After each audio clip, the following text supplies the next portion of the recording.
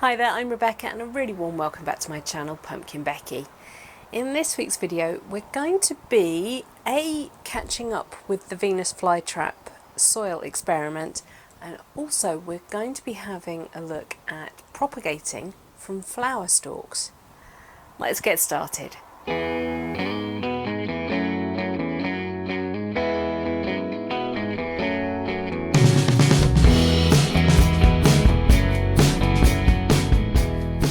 This is the first check-in we've done with the plants that I'm using for the substrate comparison, using Venus flytraps, using terracotta pots like I do, and also plastic pots. We're also comparing, the main focus of the comparison is peat-based composts versus a non-peat compost. So here are the subject plants for the experiment that I'm running with the different soil types. As I've said in my first video, I am using a non-peat based compost from eCoco, the one that I use normally, and I'm comparing it against 3 other carnivorous plant soils that do contain or are based on peat. There's some really mixed stuff going on here. Initially it looks as if the eCoco ones are struggling to get established. They're certainly smaller, there's discoloration, we've got some traps which are dying back. And that's the case for both types of pot, the terracotta and the plastic one. These two are the Triffid Nurseries composts. The one in the terracotta pot looks pretty small. We have got new traps, as we have with the eCoco one. But the plastic one is certainly looking more vigorous. We've got lots of big open traps ready to start catching some prey. This one has been sprung, but I'm not certain there's anybody in there. The Growth Technologies plants also are looking really happy and healthy. Lots of traps, open traps that are going to be able to actively feed the plants, whereas the eCoco ones they're much smaller development wise at this point. I'm noticing that with the Triffid Nurseries, that's these two now, I've moved them round, the terracotta version is looking quite weak. It's got very small traps compared to the plastic pot version, which has lots of traps, big leaves, looking really happy and healthy. If we look at the Growth Technologies one, I would say that possibly the terracotta pot version is looking stronger and healthier than the plastic pot version. There's not a lot in it, but just looking at them today without comparing the original size of the plants, which we'll do in a minute, I would say the terracotta looks stronger. And that's quite interesting because there is an understanding that clay pots are not as good for carnivorous plants as plastic pots are. Then finally we're looking at the Carnivorous Plant Society of the UK's preferred soil mix for Venus flytraps. Again, we are in terracotta and we are in plastic.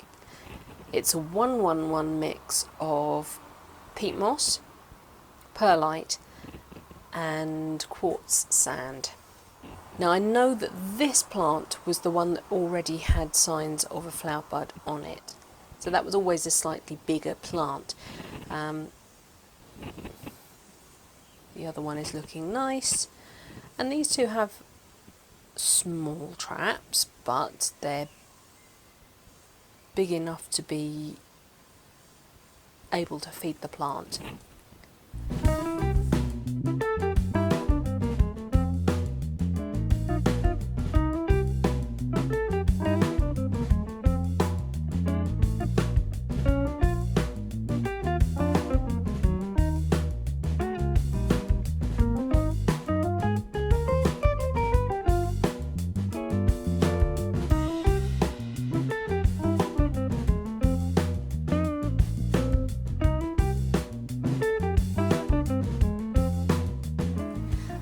big debates with Venus flytraps is whether you should let them flower or not. Now they do have a really pretty white, pure white, delicate little flower, and I'll show you a photograph here.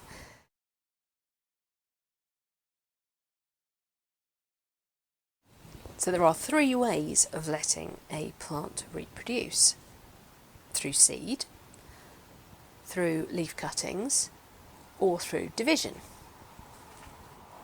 Certainly with Venus flytraps, there is an understanding that if you allow them to flower, it will very definitely push all the resource towards that flower stalk. You saw how big it can grow, producing the flower, producing the seeds. Now if it's a cultivar, it's only going to produce the common version of a Venus flytrap.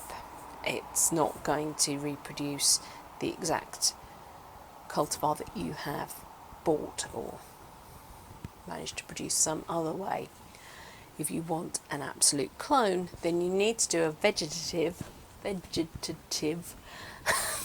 I hate that word method of reproduction. So you need to do a division, or you need to do a cutting of some description. Venus flytraps have 2 ways of doing these cuttings. You can either pull leaves, and that's apparently very, very effective. I wouldn't dream of doing that with these plants because they are, they're in an experimental phase. They've already had a lot happen to them this year by being divided. So we'll leave them well alone in terms of what leaf mass they've got. Also, that might skew my results slightly. But what we will do is we're going to take off all the flower stalks. That will help these plants divert their resources into growing really decent leaves and traps, and we should get lots of little babies, lots and lots of little babies from just these plants here. And just having a quick look, my other Venus flytraps up there are also putting flowers on. Let's talk now about the best time to take a flower stem cutting. Ones like this, which are really young and fresh and healthy, are perfect. So this is probably only about 3 or 4 centimetres tall. This one's even shorter. All of these will be absolutely fine, and I'm going to take them all off today. This one, which we know has been growing for a lot longer than that, will potentially still give us babies. If I had let this flower and the flowers fade on the plant, then the chances are much less likely of us getting sprouting plants from this flower stem. It's a little bit like pulling a leaf from something like an Echeveria or a Graptoveria, something like that, where you're literally just pulling it off the plant and then you are sticking it on the soil surface, and you get pups growing from the point that was nearest to the stem. And that leads me on to another interesting question.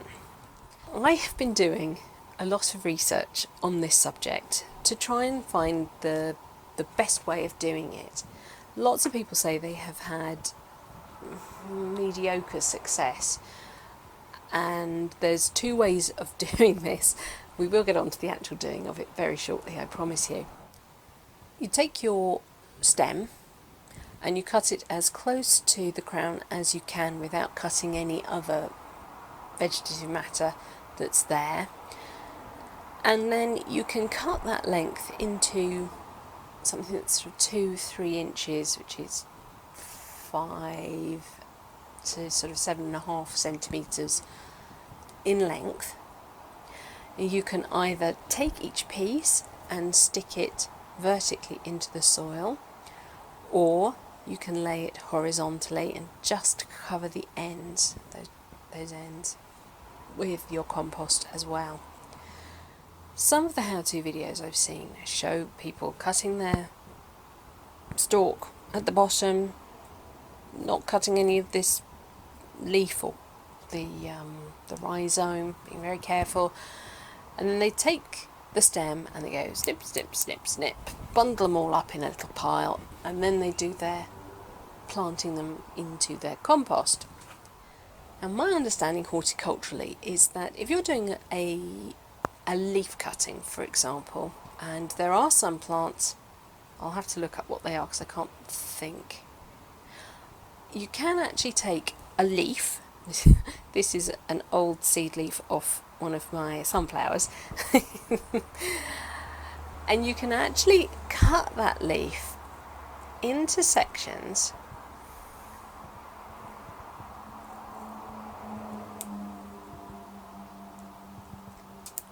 just like that, and then you can poke them into compost. But you need to maintain the direction of growth. So the bit that goes into the compost is always the part that was or would have been nearest to the stem of the plant. So this central section, you would always need to orientate it that way. I presume that's a hormone thing. It may be a physiological thing.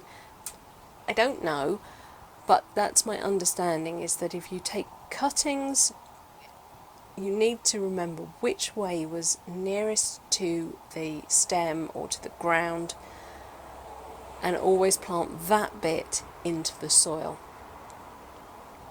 So when people are saying that they're having mediocre success with flower stem cuttings, I'm wondering if the problem is that they are not paying attention to that direction of growth. I know full well I've seen somebody put the bottom end pointing upwards out of a pot. What I'm going to do is another little experiment to see whether that might be a problem. So I'm going to do some cuttings using my way of thinking, and then we will do some pointing the other way up, and we'll do a little bit of a comparison. Now this isn't going to be a quickie experiment either. It can take around 5 to 6 months for Venus flytraps to start sprouting babies. So, you know, this isn't going to be next week. It's going to take us quite some time. They need a lot of humidity. I mean, it's pretty humid here in the greenhouse today. They need a lot of light. Yeah. I'm going to use identical flower pots, and I'm going to use my Eco soil, which is peat-free, and I am going to add some silica sand to it, the quartz sand, because I have read that it can be beneficial in helping bees to strike roots and pups. So I'm going to give myself the best chance possible. So I've just mixed that up. Now, I haven't done any sort of proportional mixing particularly, because I'm not comparing different types of soils here. This isn't like the other experiment. I've probably done about 4 parts of the Eco to 1 part of the quartz sand. Now the Eco compost already has perlite in it, in this particular one that I buy. Let's take this stem here. This is from the Carnivorous Plant Society terracotta pot. I'm going to come in really nice and close to the crown of the plant and cut. So there we go. So here's my new pot. I will stand it in water, and I will also top water to get it really well soaked through. I understand you can't overwater these cuttings, and you need to keep them wet to help promote the root growth. But what we're going to do first is have a look at how to actually make a cutting from this. I think looking at the size of this, it's probably just over 3 inches long. So I'm only going to cut this in half. I think I'm going to remove the flowers. I have seen people not remove the flowers and be absolutely fine, but I think for this I will take them off. So there's our piece. I'm going to cut it approximately in half.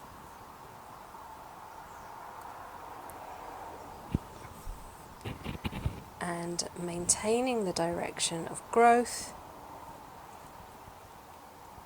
I will poke this into my compost. See, I'm going to come in a little bit. Normally with cuttings you put them on the side of the pot, but I'm not going to. I'm going to bring them in a little tiny bit.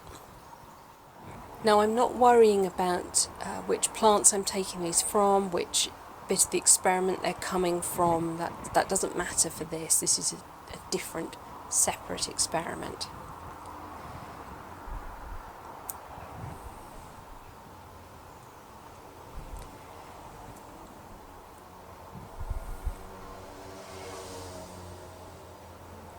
But I'm making sure in this pot that they are all pointing the same way up. And probably the easiest way to do that is to always cut from one end or the other and immediately put that into the soil. Don't be tempted to cut one stem up into lots of little pieces and then plant them. Because if you forget which end is which, then, well, for me that's the experiment over and done with. There we go. That is our first pot of cuttings planted. Then we'll label that Venus Flytrap Cuttings, bottom down, 5th of June 2021.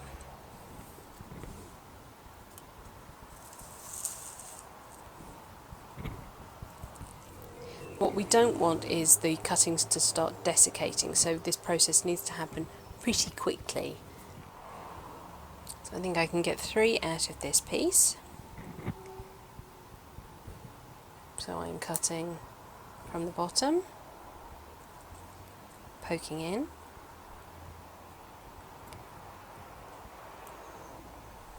from the bottom, poking in, and then poke the last piece in.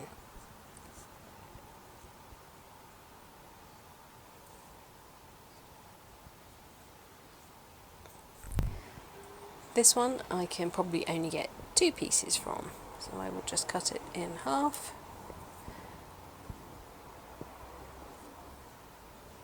Maintain the direction of growth.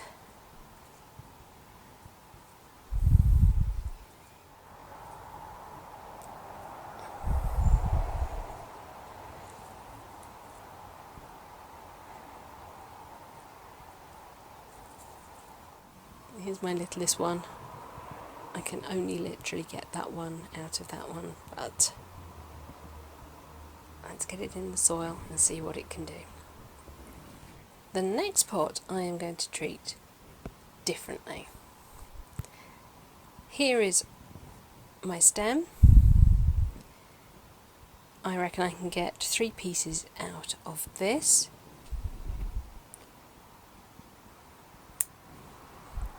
You can see the bottom is very purple. I am going to poke that out of the top. The middle piece I'm going to leave pointing the right way. And the top piece I'm going to point down. That way I can do a direct comparison. I have the same stem, 2 pointing downwards, 1 pointing upwards in its correct growth orientation. I'm going to do that again. So, purple end is going up. Actually, I'm going to do 2 rows like that. There we go.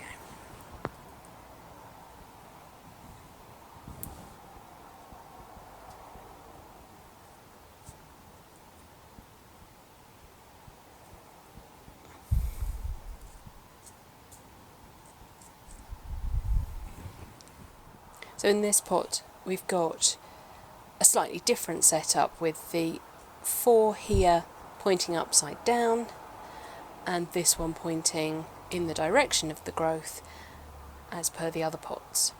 And I have labelled it VFT, flower stem, 5th of June 21, 4 down, middle up. It is getting a little bit warm here in the greenhouse now, so I've started damping the soil down just to be sure they don't dry out.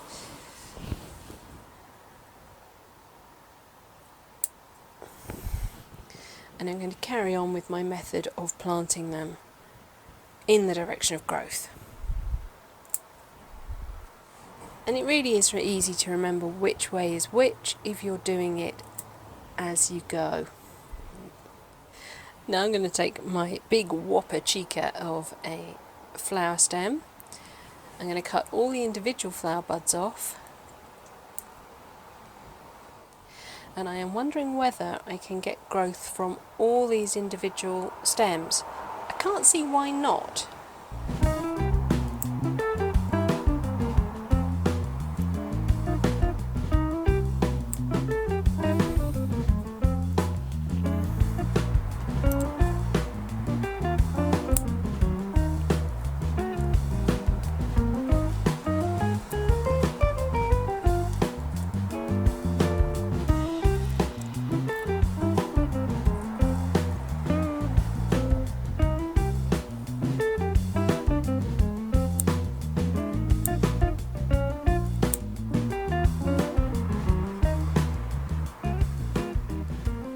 The last method we're going to try today is lying the stems flat and making sure the ends are buried. So I've gone for a long flat tray, and I'm going to take, I think, more conservatively long pieces of stem. I don't think I'm going to cut these down much, if at all. My understanding is that you're likely to see pups coming out of both ends, both cut end of the stem.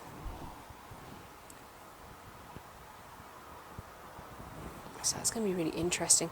So it's important to have them lying on the surface, just like this, but keeping the ends lightly covered. Just got a couple of other ones which are not part of the experiment. And we'll lay those in as well.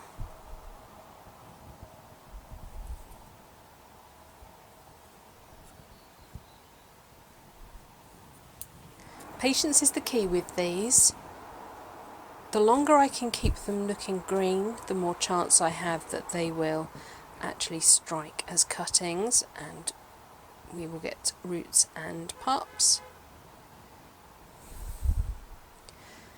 And that will be down to how moist I can keep the soil, how humid I can keep it, and genetics and luck, I think.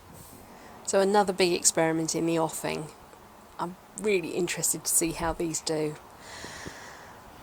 Right, well that's it for this week's video. Thank you so much for watching. Please remember to rate, share and subscribe to me here on YouTube. And until next time, bye.